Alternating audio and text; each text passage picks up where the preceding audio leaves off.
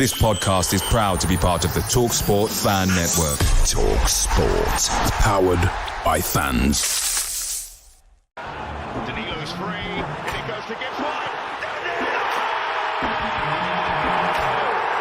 First time we've seen them attack them, and there's Francis! Well, that's what I wanted to see Robinson do. Taylor one, he scores! And the City ground goes ballistic! He's through here! And in the end, Boris will say it doesn't matter how you play as long as you win it. Yeah! Boris Sayer, Premier League!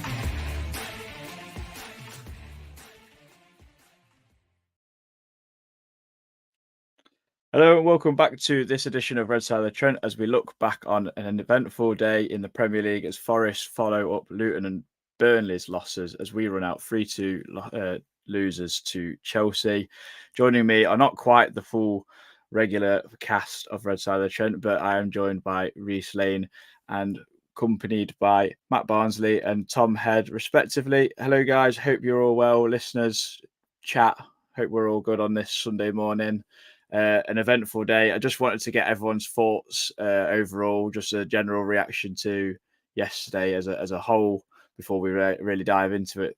First of all, Tom, I'm going to get started with yourself. How did you find yesterday coming out of the ground overall?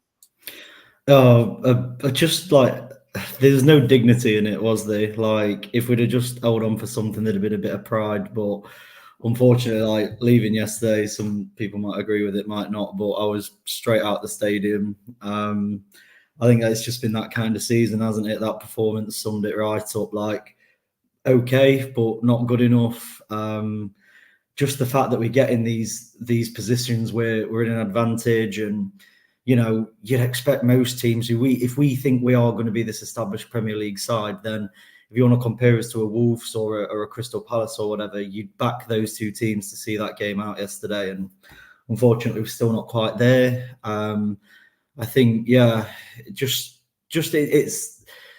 a hard one because obviously we've all but achieved what we want to achieve. But I still think it was funny walking home from the ground yesterday. I think there wasn't a lot of people with their heads held high. There's a lot of people just sort of coming out of that stadium like, okay, job done, I guess. Well, I guess we've got to thank West Ham and Spurs for that, haven't we, really? Yeah. Reese, yourself? Yeah. It's just such a shame because it just put that sour note and dampener on the day because it was such a brilliant day. Obviously me, you and Tom was about tonight in the pubs and we ended up in Trent Nav, which was my first time. I mean, the atmosphere in there was absolutely sensational. Good to speak to so many people I don't get to usually speak to as well. We obviously had the lows at the start of Luton and Burnley going ahead before the highs of them collapsing, thankfully. And then you obviously left the pub on the way to the game and the spirits were so high. Everyone was absolutely buzzing. And for 80 minutes, the ground was absolutely sensational. And it's just such a shame it kind of soured with the result in the end. Because, again, I'm not going to go too much into it. Again, we played pretty well for 80 minutes. It's just that lapses in concentration that's cost us. But like Tom said, the main objective is, 99.9% there. I think after next week, we can kind of draw a line through it and have a bit of a summer reset, and for us who like international football, look forward to the Euros, and we can kind of go again, park it, and go again for next season. Yeah, Matt, last of all, but no means least. Yeah, just kind of very reminiscent of our season, really. Good in patches. I thought we set up pretty well, set up to stifle and turn them over on the counter, which we did all pretty well all afternoon. And then just kind of an in-game management issue of just probably one or two personnel issues and probably being dead on our feet and one or two players running out of legs and really the balloon being popped because as Reece and Tom have said for 80 minutes the ground was bouncing and it was sensational. And to be honest with you, even when Hudson-Odoi scored, I even said to myself when they were going to kick off again, saying that even if this finishes 2-2, it's still a great afternoon and we've done what we've needed and we can all party and we can all go home and look forward to next season. But it was very very reminiscent of the season. Just good in patches, weak mentally, and a real soft underbelly. And I think that was our season in 90 minutes very much yesterday. Yeah. I completely agree with what's been said. Really, Tom, I wanted to get all your thoughts as well about this, because let's start from the top of the day. Because for the last few weeks, Luton and Burnley have both played before us, I believe. I just wanted to get each of your kind of thoughts about pre-match and everything. Obviously, checking our phones and watching Soccer Saturday as the scores come in. What was your thought through the day, Tom? Luton and Burnley went 1-0 up, and then the results actually started to go our way a little bit. What was your general feeling for that? I think I went full sort of Clive Tildesley, and I was thinking, for me, they've scored too early. Andy Townsend, that is, sorry. And I was just thinking, like, the timing of the goal was like, I'm not a calm, rational person at all, but I was one in the pub who was saying, no, they've gone too early. It's better they score with 7 minutes gone than with 7 minutes left. So I think there was obviously it's horrible. It's horrible being in that situation. It's been a source of embarrassment, really, like waiting for Luton to lose games so you can just breathe a little bit easier. Like, I know, like I say, we've all but got over the line, but yesterday it does hit you a bit when you're watching them early kickoffs and you need like two of the worst teams the Premier League's ever seen to drop points. So the third worst team in the Premier League, or the fourth worst team, however it's going to work out, can live to fight another day. So yeah, it was all right. Like I said, I think the timing of I'm glad Luton and Burnley scored when they did, because we know our games can change and we know our goals can sometimes have a motivating effect on teams that go one goal behind. I mean, I'd love to see my team do it one day, but it was good. I'm just like, obviously I'm repeating myself, I'm going over a bit, but yeah, it's just I'm really upset that we're in this position in the first place. No, I completely agree. Reece, you were kind of like, I don't know if you were tasked with this, because there must have been other people doing it, but you were on the Bet365 app. Other betting apps are available, or don't gamble at all, obviously. But it seemed like you were the chief man of telling everyone that West Ham have scored. What were your thoughts as well? Yeah, don't give Denise Coates a plug. Yeah, I mean, similar to Tom, I thought. I mean, the perfect analogy is the England-Italy Euro final, when I think it was 2 minutes England scored, and then we was holding on for the rest of the game. I agree with Tom; they probably went that bit too early, and I was saying to obviously people around, as if West Ham and Tottenham get the next goal, then yeah, it's game on, and which has obviously happened, and they both in the end got beat. Yeah, just I mean We'll now finish on less points than we did last season, which is disappointing. I said this in the last week's pod. I think this is just a season where really it's obviously not gone to plan. It's kind of, you draw a line for it, and I think the disappointing aspect is, I go back to the Chelsea away game where we'd just beaten Chelsea. We'd just signed a load of players on deadline day, including a record signing at the time. Well, still is. And I think hopes were so high and optimism was so high. I mean, no one expected us to be challenging for Europe unless you're an idiot. But probably around that 14th period. So to be in with Burnley and Luton, I'm sorry, but I know Luton's because everyone expected Luton to finish rock bottom. They've been dreadful, both of them, and they can say. Burnley, especially because of the money they've spent, you can say fair enough in a way for Luton because they've spent pennies, but they've still been dreadful. And they're going to go, and if it wasn't for deductions, it would have been down last week. So, it's disappointing. Like Tom said, that would kind of been on that level, really, especially with the outlay of the team compared to Luton. And to be honest, I think Burnley have got a pass, really, with the money they've spent. And, Luton have as well in a way, because it's all about, they've been fighting spirit and this and that. They've still been dreadful. I think, what is it, 1 win in 16? They couldn't beat Everton last week, who, like I said on the last pod, were on the beach last week, that performance. Everyone says West Ham was going to be on the beach yesterday. They got beat again. So, yeah, it's just draw a line for it now. Look forward for me for the Euros after next week, and we can reset in the summer and hopefully go again next season, have a better season next season. But as Tom said in his first comment, it was about achieving survival, and like we said, we're pretty much there for that now. Yeah, I mean, West Ham were always going to be the worry, but they come through in the end, really, and quite comfortably in the end, I thought, as well. When I watched Match of the Day, I mean, I think Luton had the chance that they scored, and then it was just all West Ham, really. But was you glad that was you surprised that they got over the line? Because West Ham were always going to be the banana skin, I thought, of the weekend.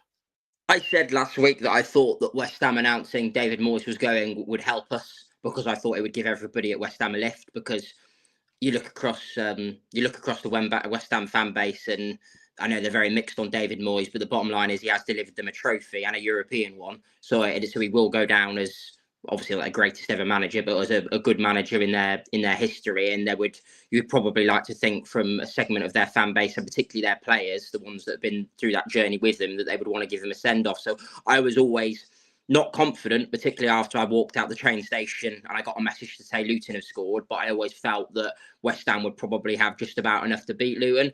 It's just been it's been reflective of the season, really, that we've spent weekend upon weekend upon weekend watching Luton on Sky, watching them via alternative means to try and is the hope that they drop points so that we get another free pass for another week. It's really what the season's been about, and I think that I think we probably have stayed up by default to some level because of how bad the three teams have been. But I also think there's perspective in that as well, that because with the FFP stuff, I always level it on that it's not Nuno's fault and it's not the players' fault.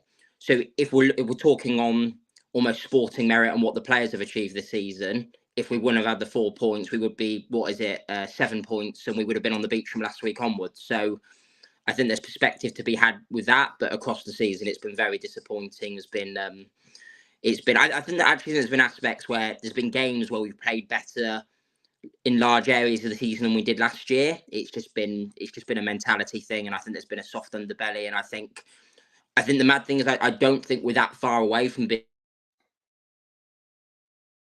Oh, we've lost Tom. Sorry, we're a solid mid-table team, but they've got to sort out the soft underbelly stuff. Yeah, apologies there. That Matt just we lost him for a moment. I know what had happened.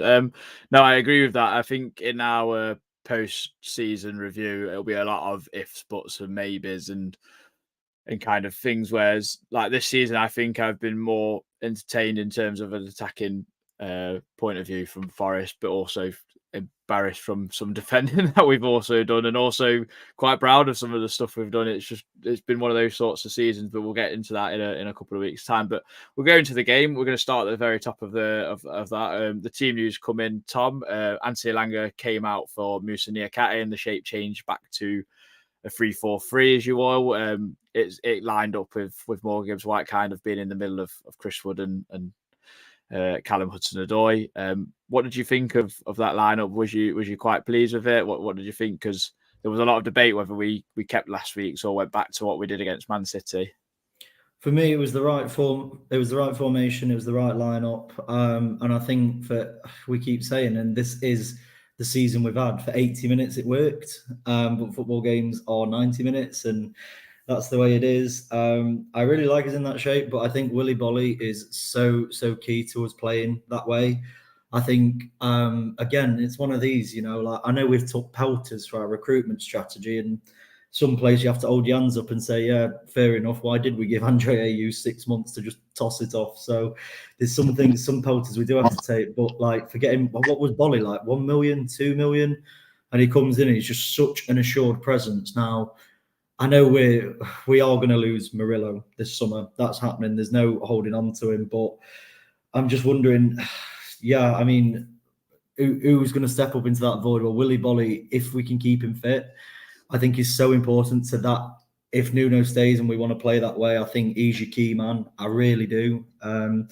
This might get me cancelled, but I thought Ryan Yates had a good game yesterday as well. Sorry, yeah. Ryan Yates is not one of these woke footballers who does Cruyff turns. Sorry about that. He's just a good old-fashioned Brexit central midfielder who did have Chelsea on strings until he went off. So, Yeah, sorry, I just had to get that out. How long we're in? 16 minutes, and I'm already preaching at the altar of Ryan Yates. I will not apologise for that. Yeah, I agree with you, Tom. I thought he was really good until he went off. Yeah, Yes. it was good.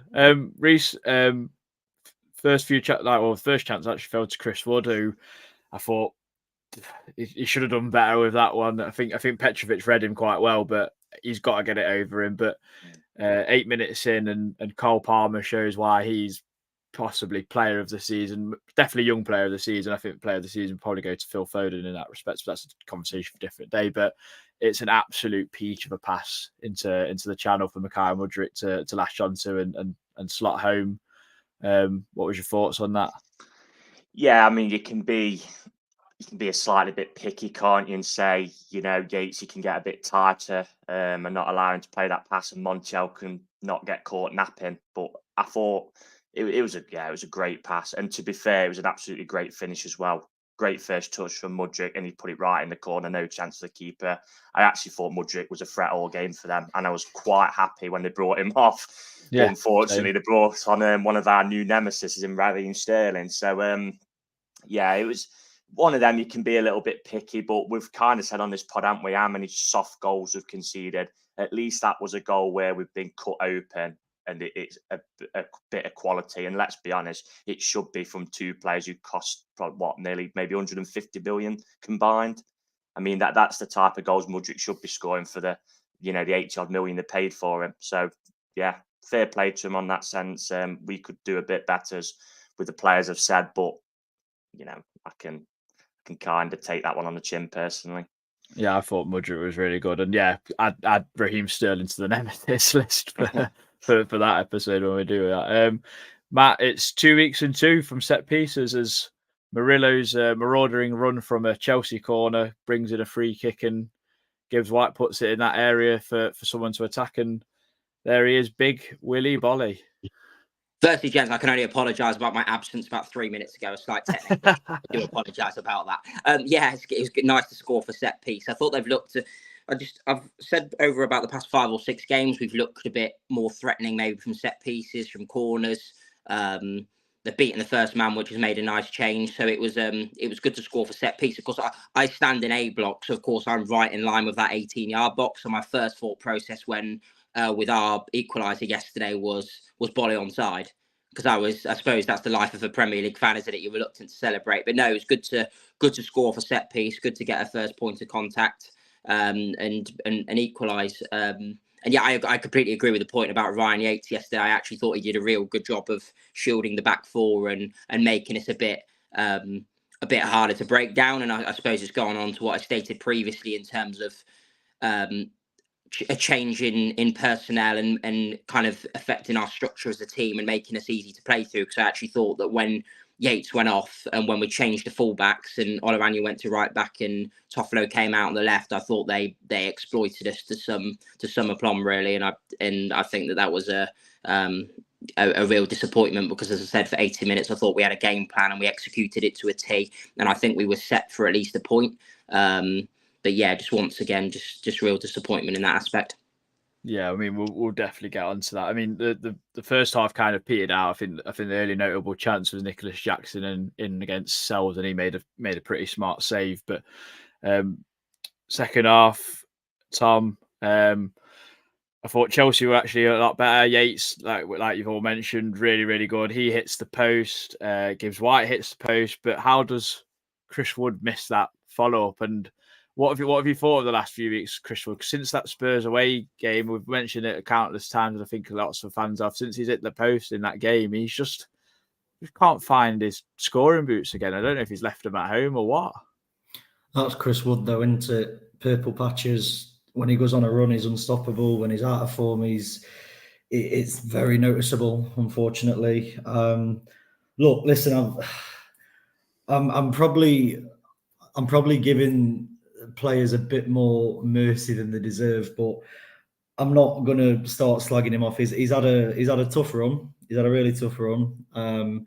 Should have been putting a lot more chances away. I mean, yeah, like you say, since he smashed it against the post against Spurs, it's like all his confidence was left on the woodwork at the Tottenham Stadium. I don't know how it's happened, but at the same time, we can bemoan that, but it's probably his goals that have dragged us as close to the line as you can get. So yeah, he's having a bad time at the minute. But at the same time, I'm really grateful that he found form when he did, and yeah, I'm going to be quite selective in who gets criticised and who doesn't, because I think, yeah, Chris Wood, he's probably earned the right to sky a few over the bar from inside the 6-yard box, but should be putting him away. But look, listen, my beloved West Ham did the job yesterday, and that's all that matters.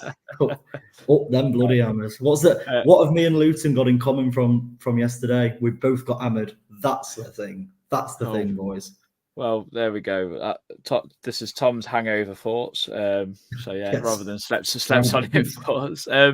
Hudson-Odoi hit the crossbar and kind of gave Chelsea that warning, Reece, before the inevitable happened. But we have to talk about the build-up, because I thought it was excellent from Forest. The ball from Matt Sells to Ole Einar is like, it just remnants of Brice Samba to Jed Spence in the Championship all them times, really.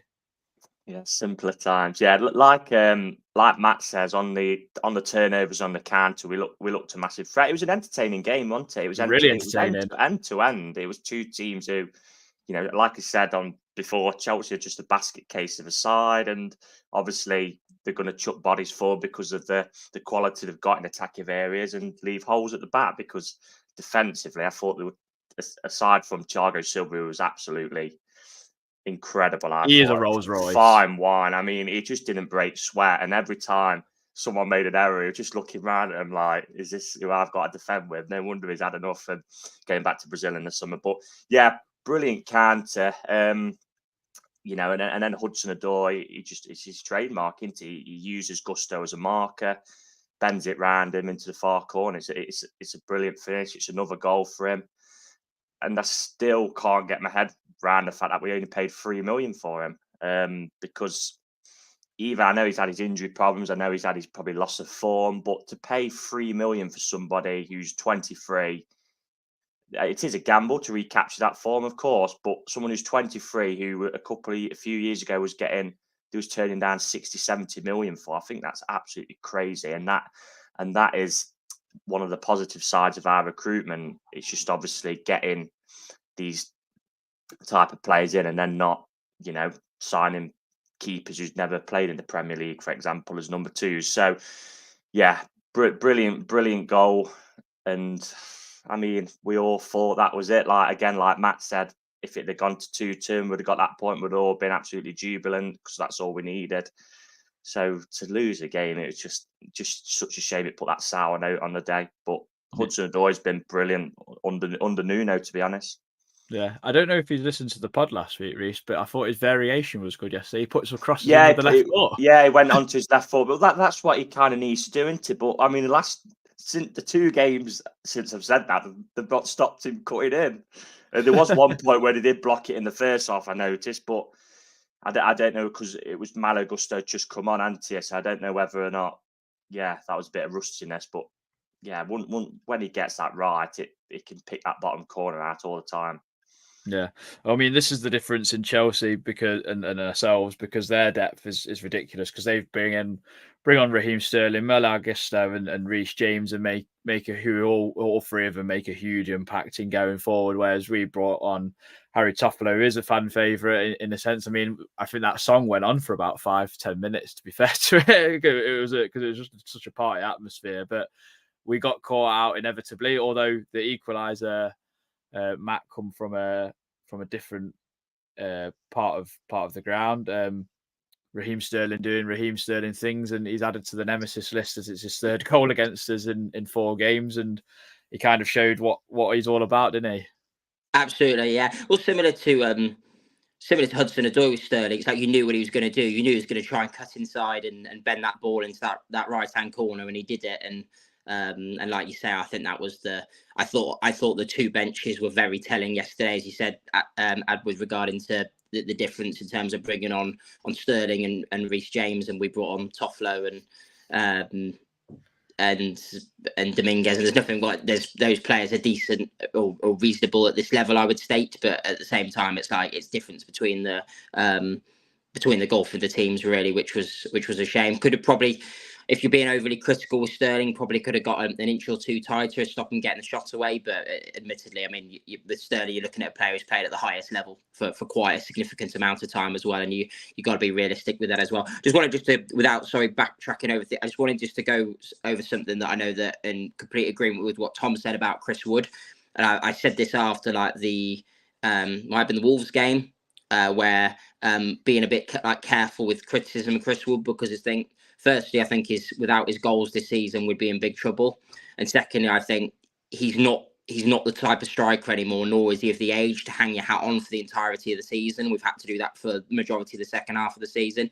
And it's something which the football club really need to address in the summer, because you're not going to be able to get 38 Premier League games out of Chris Wood, particularly not at a decent level. And I think the past few weeks, it's been one game too many for him. So in the summer, we really need to go in for a striker and somebody who's going to play a large bulk of the season, because it's not sustainable with Wood, and you can't expect anything out of Taiwo because he plays 6 games, then he misses the next 3 months. So yeah, sorry, but yeah, that was my point with that. Sorry. That's fair enough, mate. Tom, unfortunately, our fate was sealed only a few minutes later, as kind of Chelsea got the better of us down our left-hand side, their right-hand side, where Harry Toffolo kind of gets caught well out of position trying to follow Milan Gusto into central midfield and giving Reece James all that space. But you have to. I thought at the time it was like a really easy pass for Reece James, but actually rewatching it on the highlights, he puts in a pinpoint cross onto Nicholas Jackson's header. I don't know where Matt Sells has gone, but it's just out of reach for Murillo to get his head on, who I thought was excellent for the day. But it's just it just left that bitter taste in your mouth, didn't it?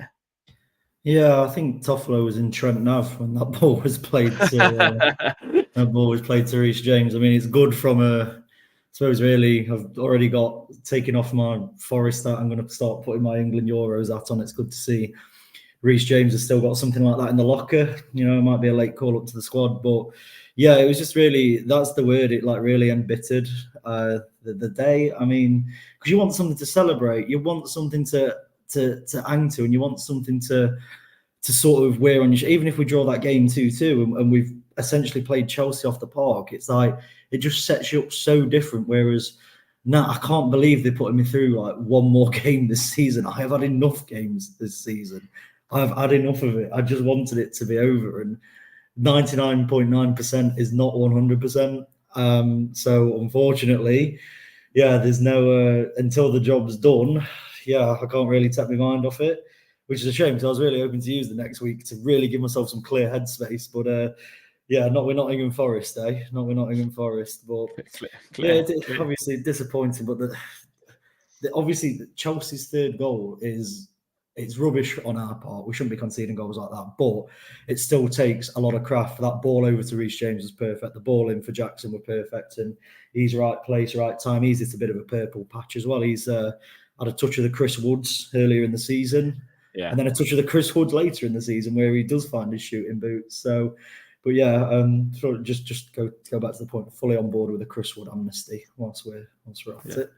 Reece? Yeah, just to touch on it, we all wanted that fairy tale end, didn't we? Like the Arsenal game last season, where we secured staying up by beating Arsenal. Like Matt and Tom have said, if we'd have got that point yesterday, I think the atmosphere would have been brilliant at the end. Obviously, even better if we'd won. And instead, you had a pretty empty ground when the players were walking around yesterday. I mean, last season, I imagine the ground was absolutely full, wasn't it? So that's kind of the little sour taste which has been left in the mouth. But yeah, it would have been, like Tom said, nice, something to kind of celebrate and top the day off, really.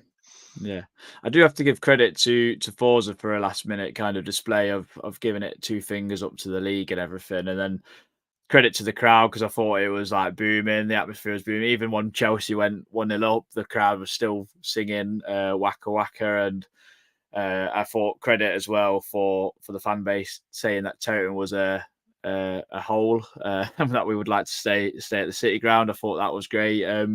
Yeah, just that third goal for Chelsea just kind of killed us off and killed the atmosphere, and it was really disappointing. And I mean, there are fans who are very, very much scarred by that Stoke game, unfortunately, and kind of still feel like there is a possibility that we really muck it up, including Christian, who did send me some slept on it thoughts. So before I get into that, I will read his, which did make me laugh. He's put story of our season, really. 16 minutes to see out a 2-1 lead, and it's another 3-2 loss. First time we've looked defensively ropey in an open play under Nuno, and a combination of 2 minutes of madness. Woods' misses and Toffolo's performance sadly cost us. Huge shame, as it was a very close to being a perfect day. Aina, Callum Hudson-Odoi, Morgan Gibbs-White, Murillo and Yates all performing well. And as an aside, fantastic to meet some people such as Elliot and Emma before the game. And then he's told me that I need to get some sauce to accompany a hat that I said I would eat if we do get relegated next week. With almost, if that's even a thing that could ever happen, I will stop watching football. Yeah, I think I'd just give up if that happened next week. I will stop. That's the sign, isn't it? That's the sign from above. I think that's when you've got to go and get a different hobby. Go around IKEA. I mean, even even Luton have given up. You know what I mean? They've given up. You know, this is the ever. If they do the madness next, sorry, so I can say if they do a madness, if it happens next week, I'll give up my season ticket. I mean, the Ultimate Fighting Club have even given up, according to the media. So kind of told you everything, doesn't it? But it comes to summit with them lot, like the fact they couldn't stay up this season, or like zero. They have a 0.1% chance of staying up this season. 2 teams above them getting points deductions. Sheffield United stinking the gaff out.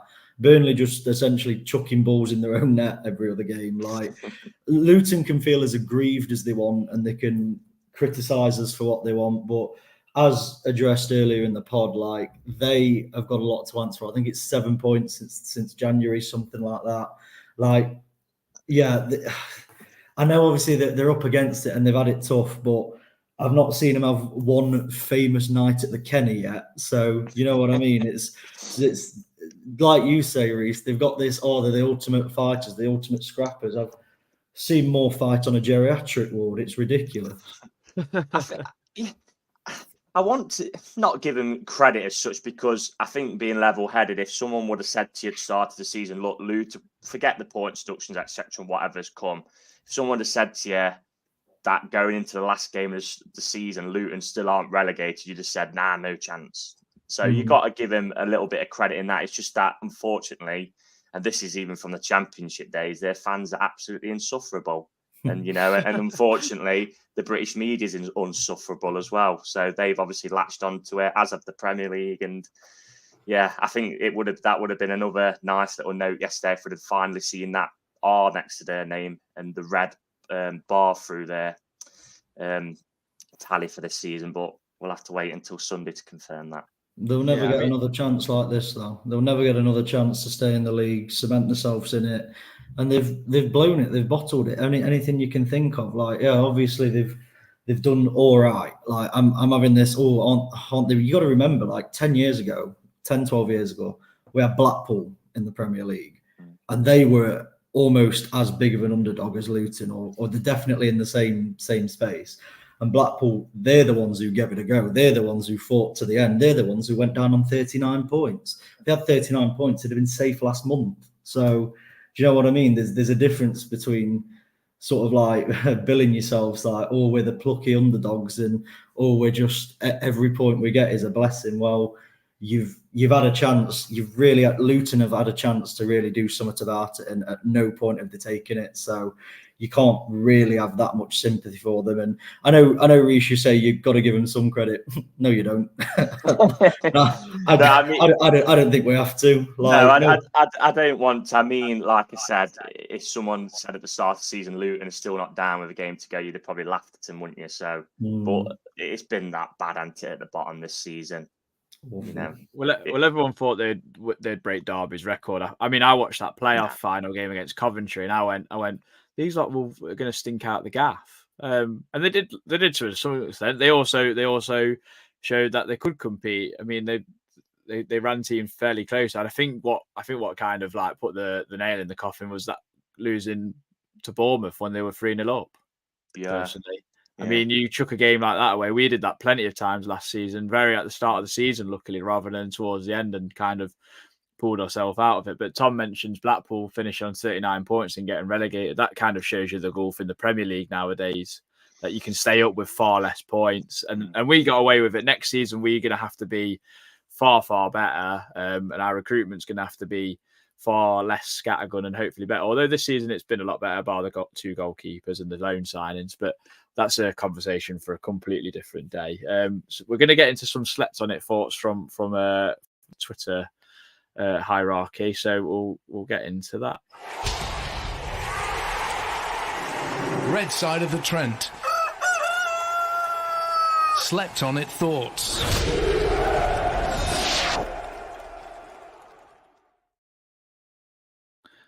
Thank you very much for getting these in. So Nigel Smith, last 15 minutes summed up the whole season, capable of wonderful attacking football, allied with the ability to shoot ourselves in the foot. Steve Udall, what is it with Nuno and his puzzling substitutions, replacing Yates with Alanga and messing with the wing backs, really frustrating.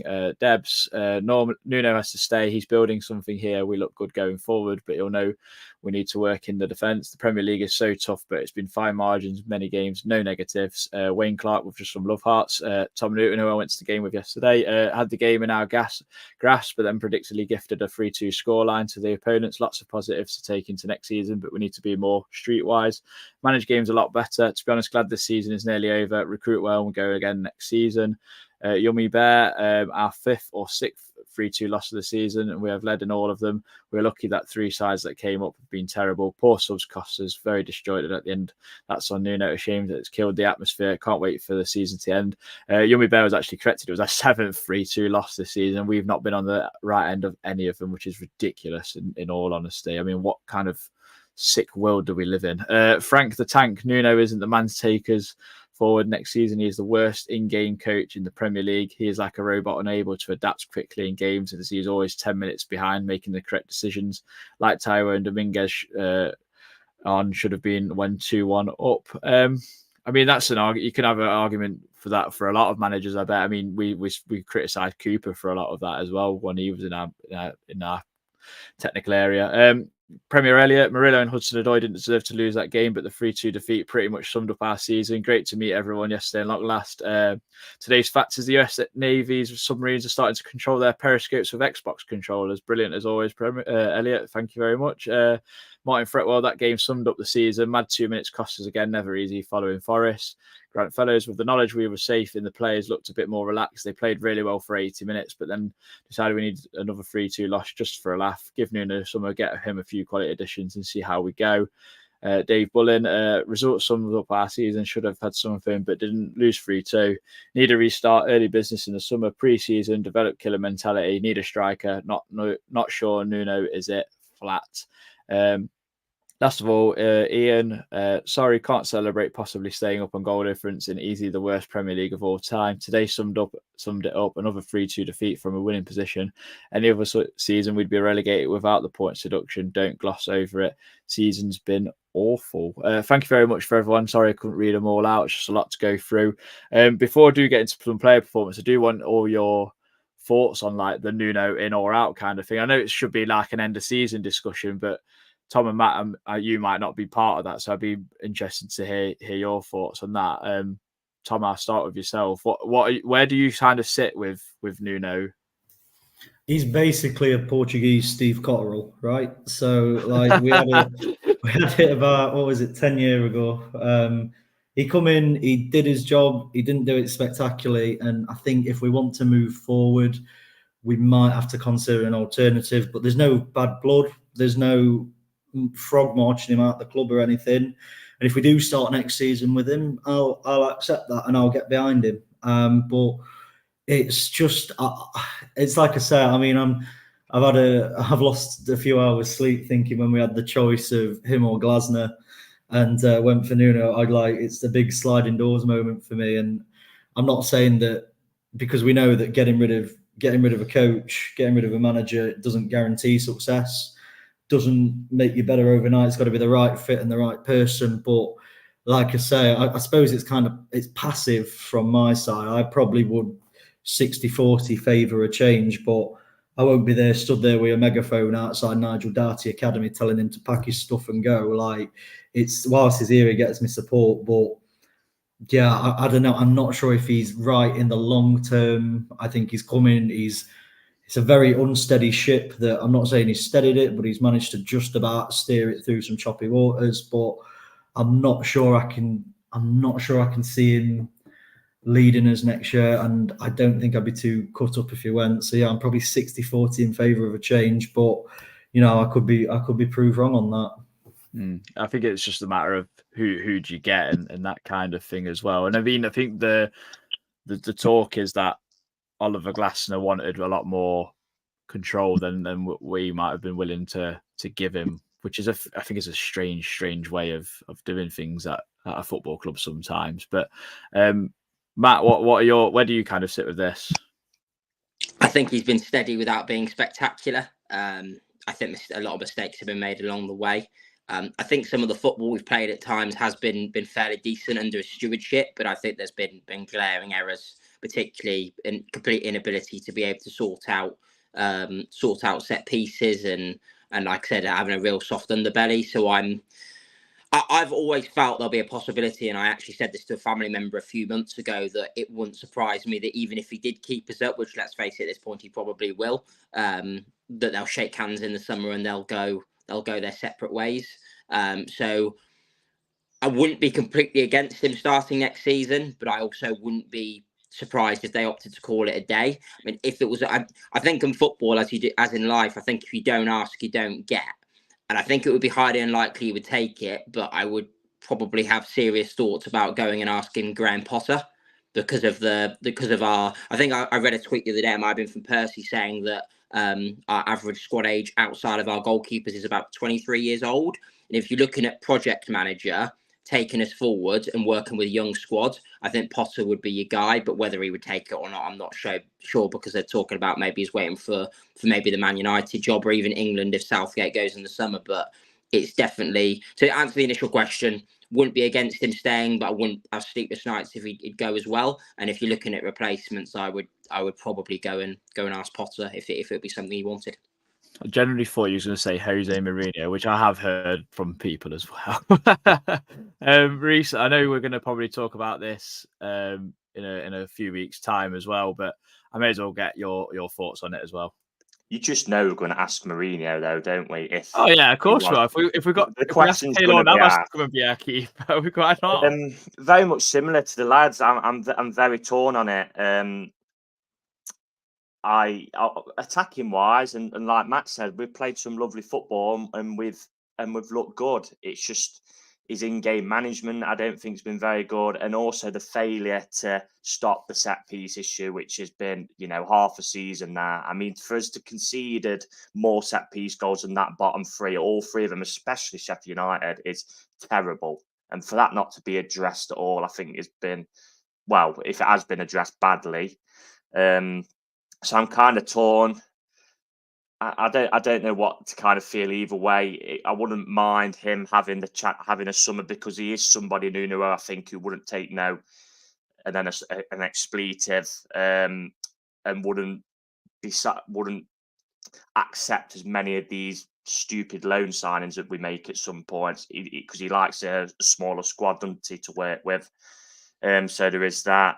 I mean, Twitter it's kind of a lot of social media is like, oh, it's going back to Steve Cooper. And I mean, I love Steve Cooper, but his race had been run, unfortunately. It was 1 in 13. His relationship with the owner had broken down. People can say this and that off the pitch, but it had broken down, unfortunately. You can't keep working in that environment. That had come to a point where it had ended. I guess, like you said, Adam, it's kind of, if we can go down a route of, I look at probably Bournemouth with Iraola picking somebody from the continent, similar with Palace with Glasner, who's progressive and is somebody you can probably build in the Premier League with. And it's like Matt said, a shame, and Tom said it's a shame really we didn't kind of go for Glasner and someone who we could probably build a lot more with. Just to touch on Matt's point with Graham Potter, I think he's a shoo-in for the England job. And I think that's why he keeps turning down these jobs. I mean, I'd be absolutely staggered if Manchester United were to appoint him, because he's not at their level. in my opinion. But I think he's a shoo-in for the England job because he's everything what the FA would want in terms of mild-mannered, decent with the media. He's not going to kick up a stink. So I think that will happen after the Euros, but we'll see on that. Yeah, it's like you said, Adam. It's kind of who's out there, and we don't want, Jorge Mendes just plucking some journeyman, do we? We want somebody who's probably going to progress with the club. So we'll have to see on Nuno. I'm very, very torn. Like, if he does get the chance to have a pre-season, implement his ideas and get his own squad, we'll see how it goes. But if not, and we go for somebody else, then we move on. Same as Tom. You've got to support him, and we'll have to see how it goes, really. Yeah, I mean, I'm very much in the. I can't say I'm neither here or there. I think I lean more towards keeping him, but it's whether we give him that time and the kind of power to do what he wants to do and implement his ideas across or whatever. But it's also like, who do you get if you do part ways? I know the sporting manager was linked to being with Liverpool, and he's on about still leaving them, and he's had a really, really good spell with them. And it's kind of like, do you go and chance trying to get him or someone else? And you just don't know. This is the problem. Like, the pool of managers available are actually quite scarce at the moment. I think he's a bit too big for us, I'm afraid. Because West Ham sniffed him out, didn't he? And he didn't really want to go to them. And with respect, West Ham are a lot more established than us, aren't they? So I think that's probably you've got someone like David Moyes leaving, and I don't think our fans would want him either. I think he'd struggle for a bit, like West Ham have done this season, and then we'd be screaming for him to go. And it's mad because he's won a European trophy. It's just our fan base and how everything aligns. So it's going to be it's a difficult one, I think, for the hierarchy. I personally think I'd stick with Nuno and see where we go from there. But that's just my opinion. We get some player performance from the game, guys. Tom, I'm going to start with yourself. I'm going to give you the man that you obviously clearly love and have a close attachment to your heart. Maybe he'll turn up at your birthday party at some point. I mean, you got Ben Osborne to turn up at your wedding. I don't see why Ryan Yates might turn up to one of your birthdays, or maybe your funeral, because you never know. It's nice to have achievable life objectives. Yeah, for sure. Yeah, no, Ryan Yates, what do you think? I thought he was really good. Yeah, man, like really good yesterday. I'm not blinded by my love. I know he's had a few difficult games.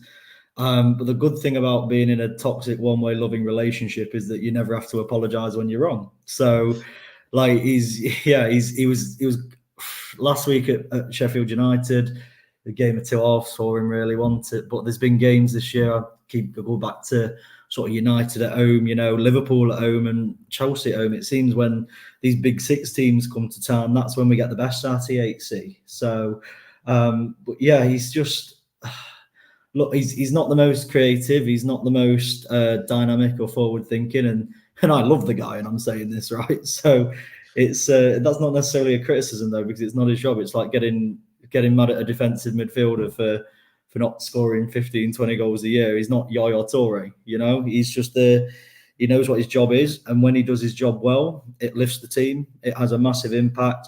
And I thought he did a good job at sort of stifling Chelsea for long periods yesterday. So based on yesterday, yeah, it's a 2 thumbs up performance. But I think people think I'm just blindly cheerleading, which I guess I am. But at the same time, yesterday was one of his better games, and he's not probably in his last few games. He's probably not reached the standards I know he can reach. But yesterday he was like a Rolls Royce, really. I mean, like a Rolls Royce from the 80s, not one of these fresh off the line ones, but the quality's still there.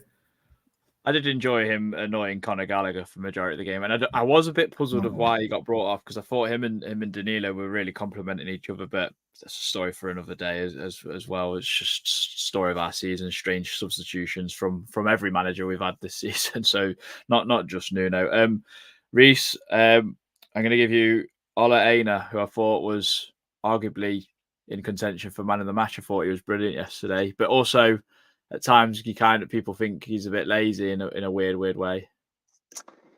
Yeah, it's something I touched on before, isn't it? With him coming in quite late in pre-season, I'd like to see Aina get a full pre-season. He also went to AFCON as well through the season. I think he always kind of hits that wall, doesn't he, about the 60, 70 minute mark, because obviously his speed as well, where he starts blowing a little bit. And but yeah, I mean, for a free transfer, he's been brilliant. If we can pluck another couple of them type of players for free in the summer, it'd be ideal.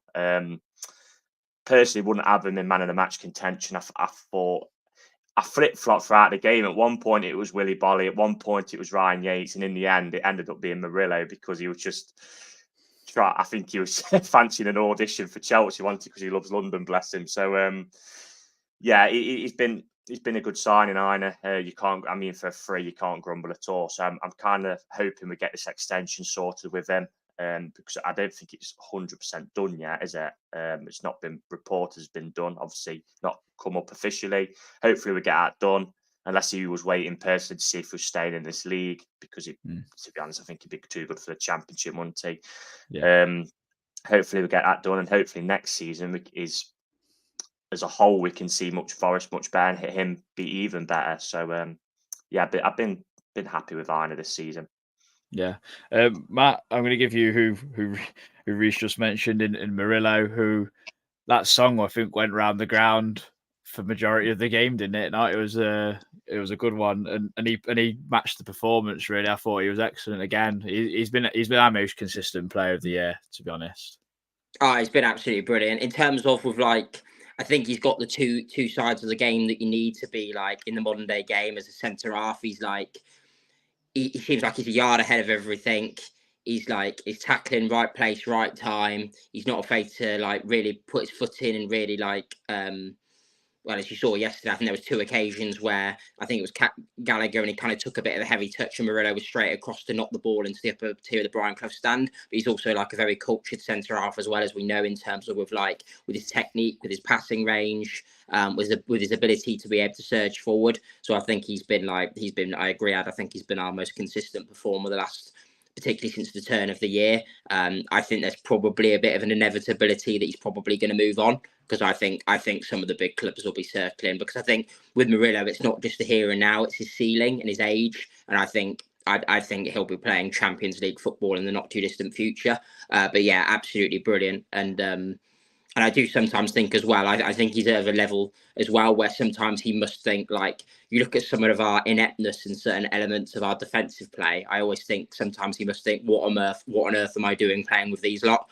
But yeah, no, really, really, really good and really consistent. And like I said, he's been an absolute revelation really since we signed him. And that's real proof in the pudding, isn't it? You look at Murillo and you look at Hudson-Odoi, and what was it? Murillo was it £13 million? Was it 30? Yeah, I think something like that. I made this point the other week that Hudson-Odoi and Murillo were pure examples that we can go into the bargain bucket a little bit in Premier League terms and get players who are young, got a point to prove, and we can kind of nurture them and develop them, and then they can either stick with us or be sold on for a lot of money. And that's, I think, when you're a club of our ilk in the Premier League, that's how you remain sustainable, of kind of getting youth talent, developing them, selling them for big fees and repeat. And I think him and Hudson-Odoi have been real kind of representation that's really possible. And I think that's definitely a way for us to go moving forward, and particularly going into next season. Yeah, I think it's a really good selling point for lots of clubs in the bottom half, really. Us and Palace and Brighton and those sort of teams kind of stick out a lot, where you can take a player who's maybe not loved so much at a bigger club or a club a little bit smaller than us, and we can develop them and move them on until we get to a point where we go, well, actually we can afford to keep you, and kind of be a bit more stubborn in the market. So hopefully that does happen. Hopefully that our fingers in the pie in South America are still firmly there, because I expect us to dip into it a lot over the next few years, because it seems to be the market to go down for cheaper, slightly cheaper options. Anyway, going to get on to some chat about the Burnley game coming up, obviously next weekend, guys, and then obviously Luton are playing Fulham, which hopefully is a kind of a non-event. Tom, what's your thoughts? Are you hoping just for like a day of supping pints and posting on Instagram throughout the day and enjoying yourself, or what? Or do you think it'll be a nail biter somehow? I'm going for a roast, mate. I'm done with these. It's been too much. I think that's your page, mate, as well. Give your page a plug. It's just that's the thing about not doing it yesterday is like it just everyone is so desperate for this season to end. Like everyone is just so done with it, and you know what I mean. Like the fact there's still technically something to play for next week. It's just it's another week of suffering. It's another week of torture. I mean, by 6 o'clock on Sunday, I'm sure we will all be happy. I think a 12-goal swing. Yeah, I mean it's not impossible, but it's the nearest thing to impossible. But I think we might be playing Burnley at a nice time as well. Like I know people sometimes worry that relegated sides have that like last sort of hoorah type thing, but we went to Blades after their first game relegated back at home, and yeah, they weren't up to much. I'm hoping that Burnley now there's nothing to fight for. Hopefully, we can just kick it around in our own half for 90 minutes, and that'll be that. And Fulham have still got a bit of atom, haven't they? I know they've not picked up many results, but I think we've got to a point this season where teams just don't want to be the team that lose to Luton, the team that's not picked up many points since January, the team that's what is it like 1 win in 16, something like that. So Fulham, last day or not, nothing riding on it or everything riding on it, they won't want to go there and their mind get turned over. They won't want to let 5 or 6 in. They won't want to lose the game. So we just got to hope that no brown envelopes exchange hands in the next week or so. And yeah, but that's it. I mean, it would be nice. I don't think I'm going to make a big deal out of it. Yesterday was a nice little day on the pop and all that, but I think we've got to have a bit of solemn dignity about the situation we're in. There'll be no like partying and discoing and that. It'll just be a very. I've not got a ticket for the game, so it'll just be at full time. Just be a very firm nod to the pub television and a quiet walk home, I think. And yeah, just try and give my head some breathing space before them Euros start, I reckon. Definitely, Reese. I know you've got a ticket to the game, I believe. Are you wearing Hawaiian shirt and taking beach wear, or are you going to kind of hold your horses?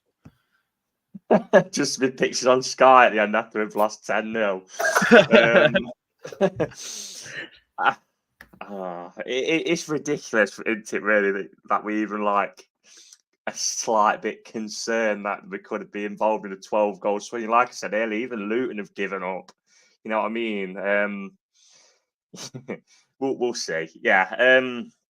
Like I said earlier, I think everyone just wants. I mean, me as well wanted that kind of fairy tale ending because I didn't get to enjoy that last season. So it would have been nice to kind of go to Burnley and thinking like, don't matter if we do get tanked here 6-0.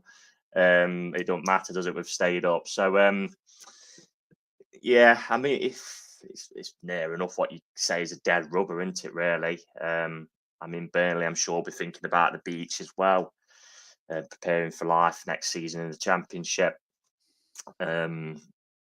Yeah, it's just kind of one of them games, and I'm not sure kind of what to think about it really. Did you want a prediction? You may as well give one while you're Yeah, I think it'll probably be a draw, mate. I think it'll probably be a similar type of game yesterday, probably very end to end, and I think there'll be a few goals, probably a 2-2. I'll go for a Desmond, I think. Yeah. And that will do as well, won't it? Yeah.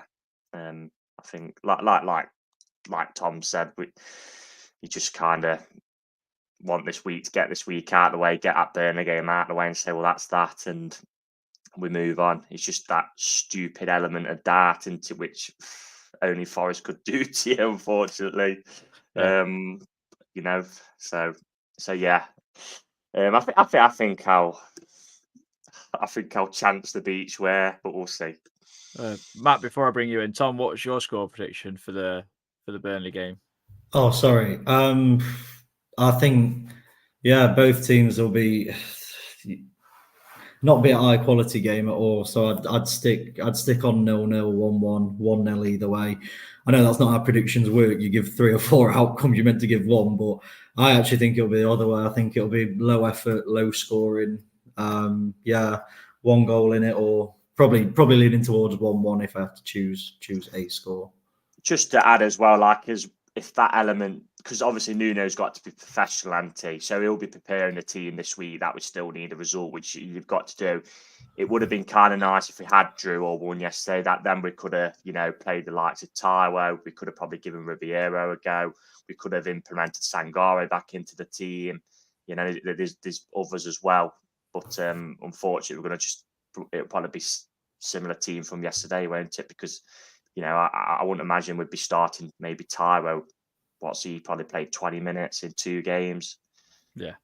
But we definitely won't be starting Sangare because we don't want him to start stinking it out at the start and end up getting booed again. So, that is another shame. But hopefully, do you know what? I've kind of got this feeling in my head as well that Fulham might even beat Luton. Yeah, it's like what Tom said. They don't want to get beat by them. Because Fulham are I know Fulham are vastly on the beach, but Fulham are a type of team, I get in a sense, that could just turn it on when the sun's shining. They're very close to home and just kind of roll Luton over, but we'll see next week. Yeah. Matt, thoughts? Yeah, I think it's probably not too dissimilar to the lads. If the goal difference was this is nowhere. If the goal difference was 6, I'd probably be a bit more cautious.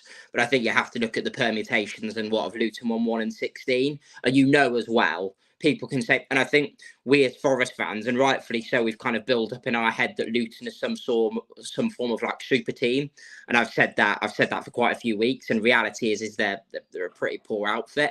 And I think next week at Kenilworth Road, that week in week out, Luton will give up a lot of chances, and I could see Fulham punishing for that. So before you even get onto goal swings, and then they've got to beat Fulham first, and I'm not sure I think that's a very, very far from inevitability as well.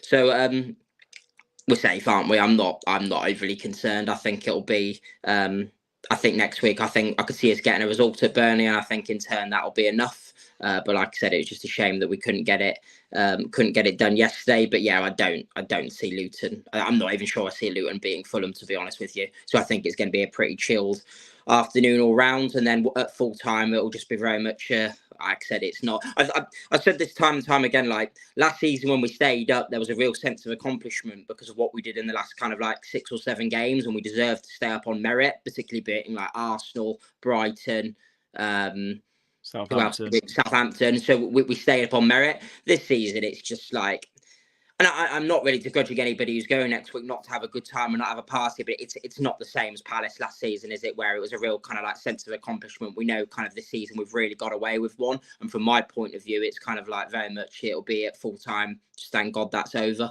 So I think there's definitely that.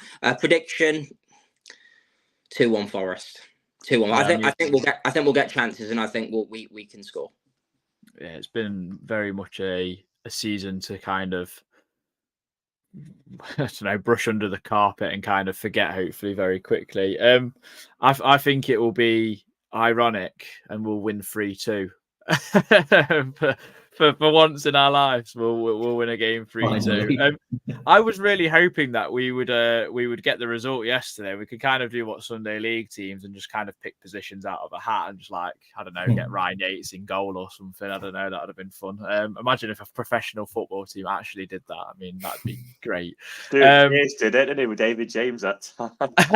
Yeah, well, that was he was being serious. I mean, yeah, great.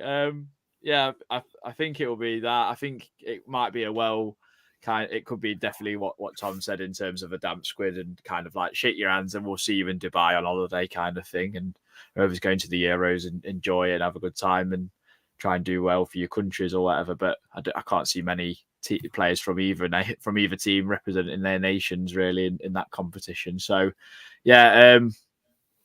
I think that's kind of all we've got for. We will be doing a Burnley preview as such because why not? And we'll see you next week for the review of that, and then obviously the week after or whenever we'll be doing our end of season kind of review. So thank you very much, guys, for joining us. Everyone in the comments, everyone that's watched. Hope you have a good weekend and come on, you Reds.